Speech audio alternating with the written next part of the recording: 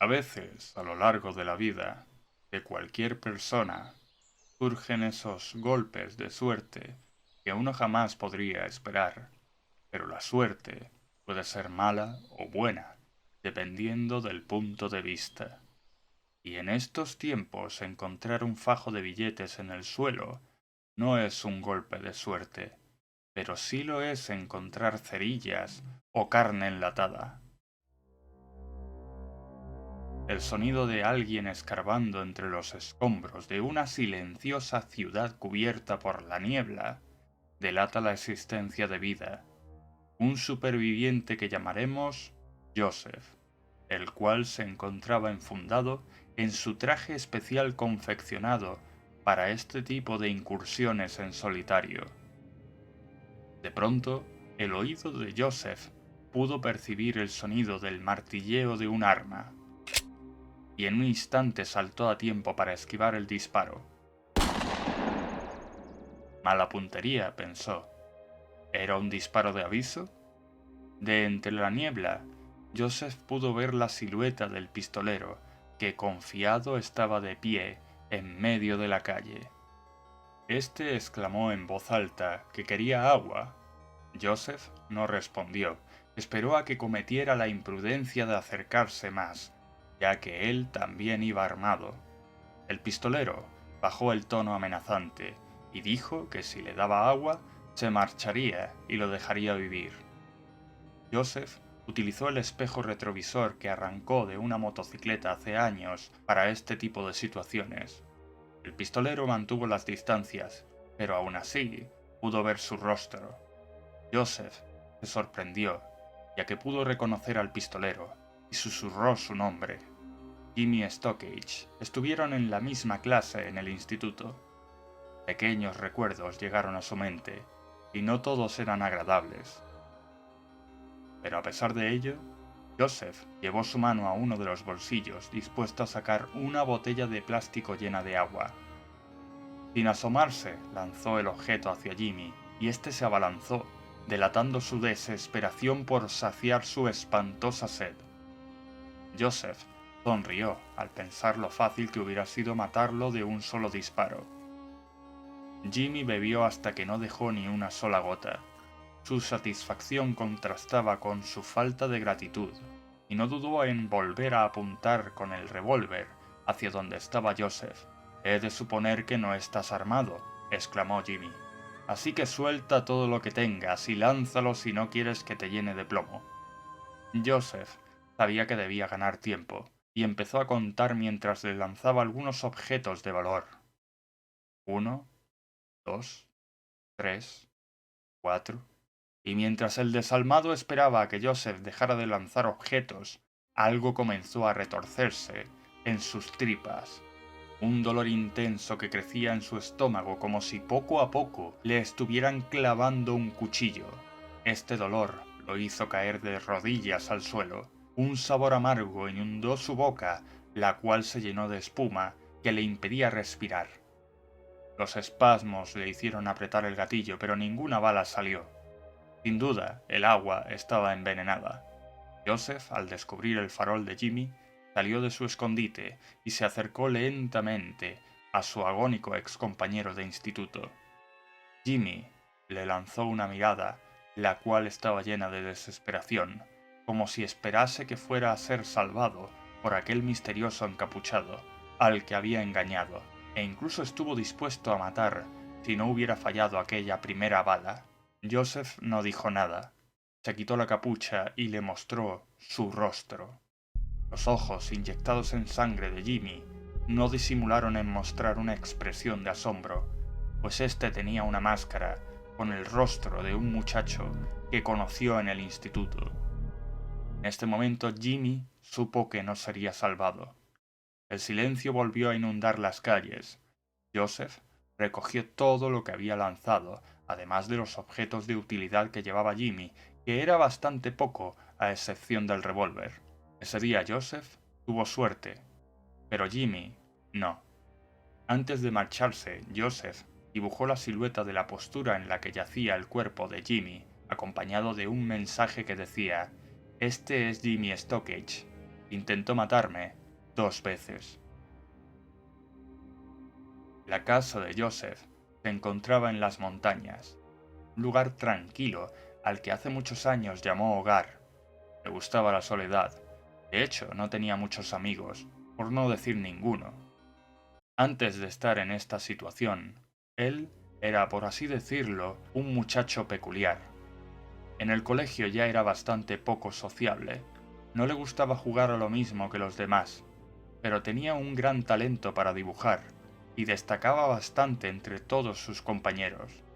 Pero desgraciadamente, la envidia comenzó a aparecer en algunos de ellos que lo ninguneaban y ridiculizaban. Entre ellos estaba Scott, Poe, el antes mencionado Jimmy y Michael, que era el que tenía más imaginación a la hora de atacar el ego de Joseph, pero era algo que se limitaba solo a palabras, nada físico. Además, Joseph desde muy pequeño tenía un carácter bastante paciente y calmado. El bosque estaba tan silencioso que el crujido al abrir la puerta sonaba como un estruendo. El hogar de Joseph estaba decorado con distintos objetos que había recolectado en estos últimos años después del Big T. Joseph se preguntó cómo pudo sobrevivir Jimmy hasta hoy, pero dejó de pensar en ello al darse cuenta de que la puerta de aquella habitación estaba entornada. ¿Quién la habrá abierto?, se preguntó. Joseph volvió a tener 16 años. Había vuelto del instituto y ese día tenía un ojo morado cortesía de Scott. Preguntó en voz alta: «Papá, ¿estás ahí?» «Ya he llegado». Pero no había respuesta. El joven, extrañado, se acercó a la habitación de su padre, que tenía la puerta entornada, y al abrir, vio aquellos pies suspendidos a la altura de sus ojos.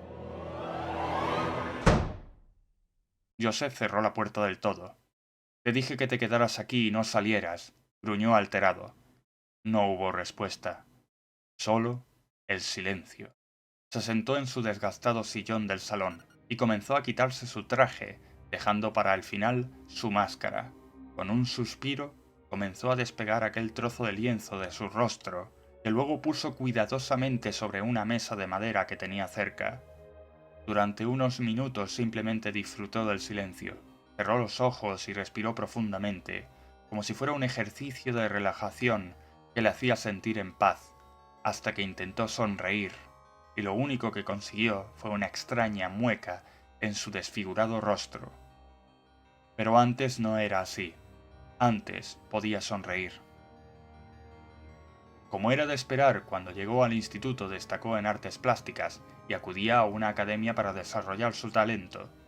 Su padre estaba muy orgulloso de él, ya que era un aclamado artista y profesor de arte, y le alegraba saber que su hijo se interesaba por seguir la profesión.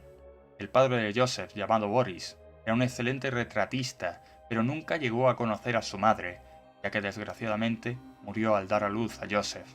Solo podía verla en fotografías y en algunos retratos que le hizo su padre.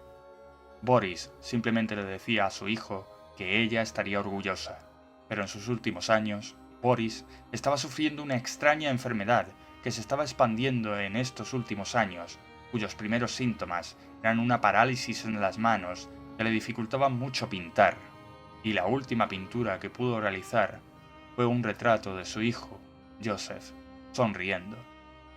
La enfermedad empeoró hasta ese fatídico día, conocido como el Big T. Joseph aprendió a aguantar la ira con una afición secreta que disfrutaba en solitario. A Joseph le encantaba caminar por frondosos bosques y poco a poco se interesó por la acampada y los trucos de supervivencia. A veces faltaba clase porque prefería ir al bosque, porque era más feliz allí, y entonces sí podía sonreír. La felicidad era algo que Scott, Poe, Jimmy y Michael solo obtenían cuando las personas como Joseph eran infelices, y solo necesitaban una excusa para desatar el mal. Este recuerdo fue interrumpido por el eco de unos gritos pidiendo auxilio. Joseph volvió a colocarse la máscara y a enfundarse en su traje con un fusil en la mano, pues intuía que los gritos venían de una de las trampas que había colocado en los alrededores. Efectivamente, los gritos venían de la fosa con estacas. se acercó silenciosamente y cargó el fusil.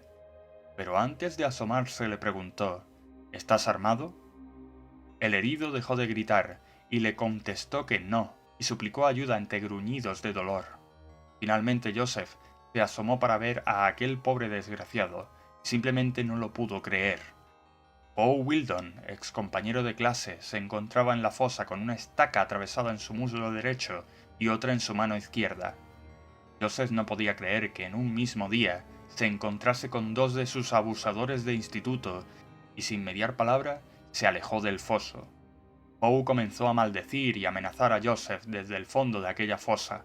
Joseph tenía pensado dejarlo desangrarse allí, pero este dijo una frase que le hizo detenerse: «Mis compañeros vendrán a buscarme y te matarán». Joseph se detuvo y permaneció quieto un instante hasta que finalmente se dio la vuelta. El escandaloso herido siguió maldiciendo al ver al misterioso encapuchado asomarse de nuevo. Joseph no dijo nada, simplemente se quitó la capucha y mostró su enmascarado rostro. Los insultos de Poe fueron interrumpidos con un rostro que palideció, y no precisamente por la pérdida de sangre en sus heridas, era porque estaba viendo a un fantasma. Poe tartamudeó el nombre de Joseph y pasó a disculparse y a justificar que aquello no fue idea suya, era culpa de Michael, porque estaba celoso de él, porque cuando le hizo un retrato a Helen, ésta le confesó a Michael que estaba enamorado de Joseph, y por eso lo hizo. Joseph recordó aquello. Helen era una compañera de clase que también estaba interesada por el arte, y se llevaba bien con Joseph, a pesar de que él se mostraba un poco distante. Pero lo que no sabía Joseph es que a Michael le gustaba Helen, y su mente retorcida e infectada por los celos fue la excusa. Por cada vez que recordaba aquel cuchillo atravesando la piel de su cara, le venían imágenes de aquel terrible día. Joseph comenzó a relatarle el suceso a Poe. Me seguisteis por el bosque hasta lo más profundo, y me agarrasteis 3 de los brazos y las piernas, mientras Michael sacó su navaja y comenzó a hacerme pequeños cortes en la cara, pero poco a poco eran cada vez más y más profundos. Joseph se detuvo en esa parte, para quitarse la máscara y mostrarle su rostro a Poe. Este apartó la mirada. ¿Ahora no quieres mirar?, preguntó Joseph. Aquella vez sí que miraste y reíste. Joseph continuó su relato. Cuando estaba semi-inconsciente por el dolor, os cagasteis en los pantalones porque creísteis que me habíais matado. Cállate, por favor, le interrumpió Poe, que estaba a punto de romper en lágrimas. Joseph prosiguió alzando la voz para que pudiera oírle bien. Comenzasteis a echaros las culpas unos a otros. Mientras me desangraba, pude oír cómo Michael trazaba un plan. Me tirasteis al pozo abandonado y pensasteis que allí permanecería, concluyó Joseph. Poe se lamentaba entre llantos disculpándose por aquello, mientras Joseph lo contemplaba en silencio. El pozo era más oscuro que esta fosa, te lo aseguro, recalcó Joseph. Ante ese comentario, Poe amenazó a Joseph, avisándole de que Michael vendría por él y que luego lo mataría. ¿Qué ha sido de Scott?, le preguntó Joseph. Poe le respondió que murió por una sobredosis, ya que se volvió un adicto después de lo ocurrido. Joseph no dijo nada al respecto. Siguió mirando a Poe por unos segundos y se alejó. Poe suplicaba a gritos desde el fondo de la fosa. No gastes energías, le advirtió Joseph. Puede que sigas vivo cuando vuelva Michael. Joseph se alejó del lugar hasta que los gritos de Poe solo se oían como un eco lejano. Poe sacó un walkie-talkie que tenía escondido en su bolsillo y avisó de que estaba herido en una fosa. Alguien le respondió que llegaría enseguida a rescatarlo.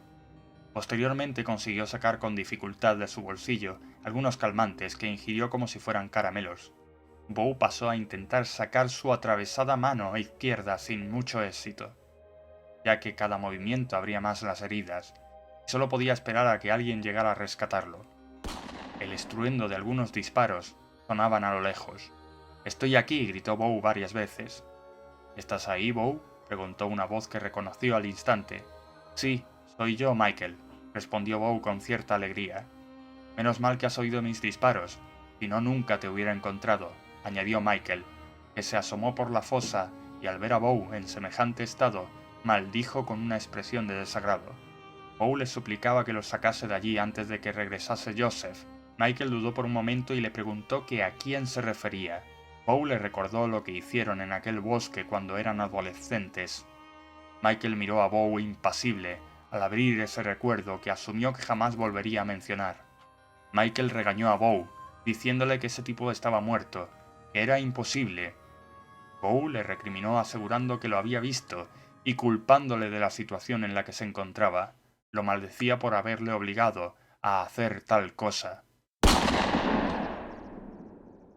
De forma inesperada, Michael le voló la tapa de los sesos a Bow antes de que terminara de maldecirlo.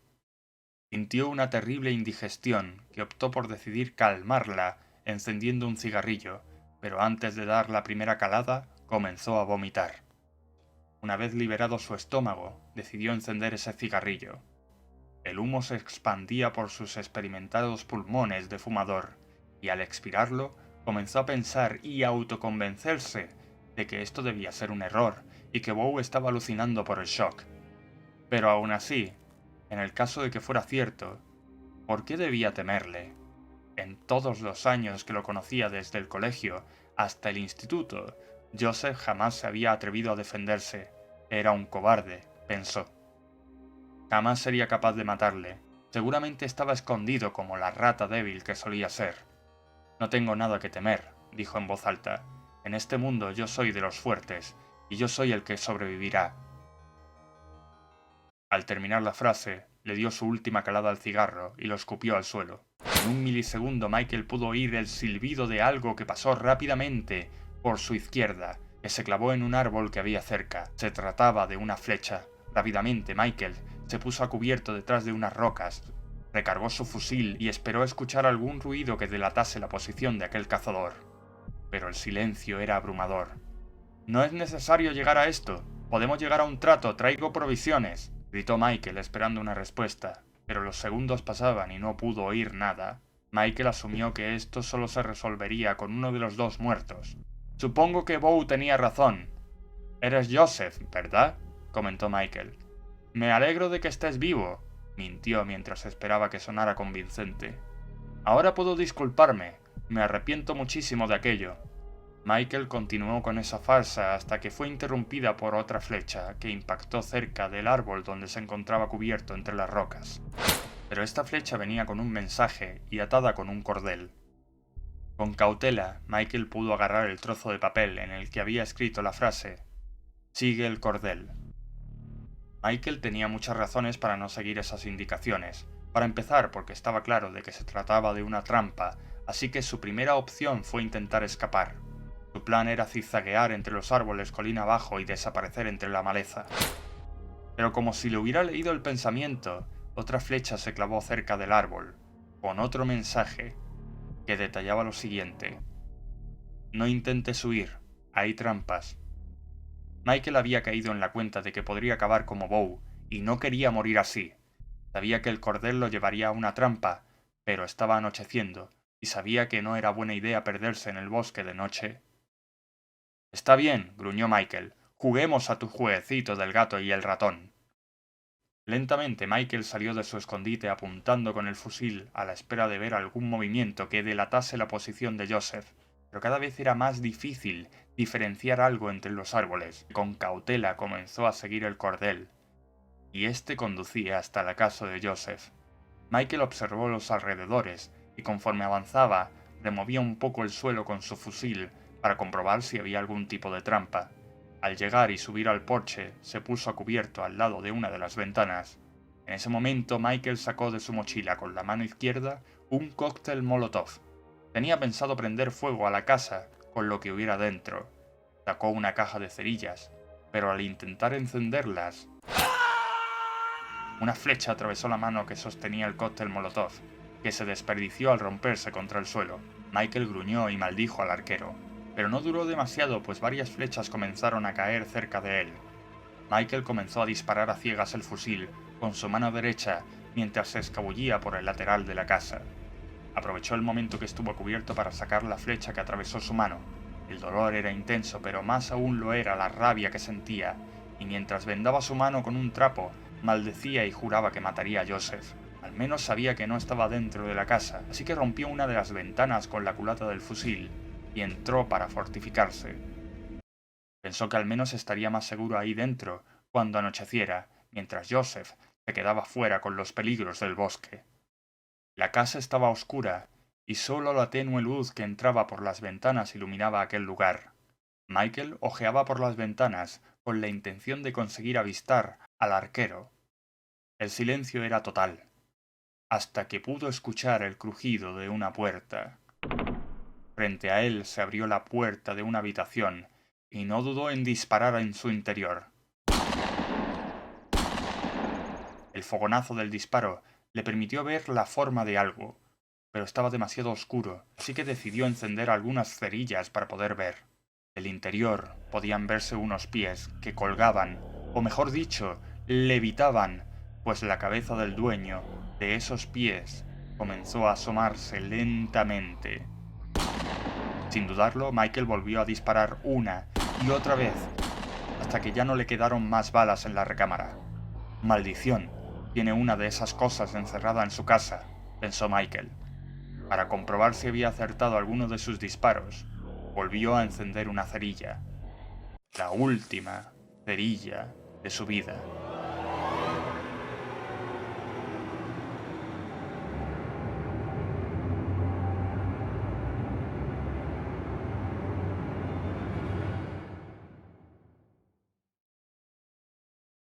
Un grito ahogado de Michael, del interior de la casa, fue la señal más que suficiente para que Joseph volviera a su interior, donde se hallaba su padre Boris, que no había dejado nada de Michael. Boris sintió la presencia de Joseph y lo observó con sus ojos vacíos de vida. «Gracias, padre», dijo Joseph. «Por hoy ya has tomado tu dosis de carne. Ahora vuelve a encerrarte antes de que caiga la noche», concluyó. Y como si fuera un fantasma, la figura de Boris se desplazó dentro de la habitación de donde había salido. Joseph cerró la puerta y acto seguido se dirigió hacia la compuerta que daba al sótano de la casa y se encerró allí con llave. Y ahí, en esa soledad y silencio absoluto, Joseph contempló la casquería humana que utilizaba para alimentar a su padre, que pendulaba del techo del sótano. Una sensación recorrió su cuerpo y comenzó a reír de una forma ascendente hasta convertirse en una inquietante carcajada mezclada con llanto. Era una sensación de gozo que jamás había experimentado. Jamás había reído tanto en su vida. O quizás lo había olvidado.